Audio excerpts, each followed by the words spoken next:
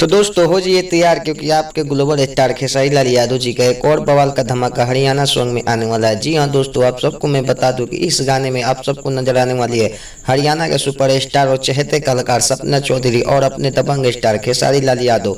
और आप सबको मैं बता दूं कि 20 तारीख से पहले इस गाने को रिलीज किया जाएगा वॉच रिकॉर्ड भोजपुरी से, जो कि एक हरियाणा चैनल है। आप सबको मैं बता दूं कि इसमें न खेसारी लाल यादव जी गाए हैं और ना ही सपना चौधरी ने गाई है किसी और अनेक गायिका ने। तो आप सबके बीच में बहुत जल्द आने वाला है मटका सॉन्ग। जी हाँ दोस्तों, मटक मटक के आप सब कितने एक्साइटेड हैं इस गाने के लिए कमेंट बॉक्स में जरूर बताइएगा। और सब दोस्तों जितने भी एक्साइटेड हैं वीडियो को लाइक करके चैनल को सब्सक्राइब कर दीजिएगा, क्योंकि हर एक अपडेट आप तक पहुंचता रहे। चलिए मिलता है किसी और वीडियो के साथ में, तब तक के लिए बाय।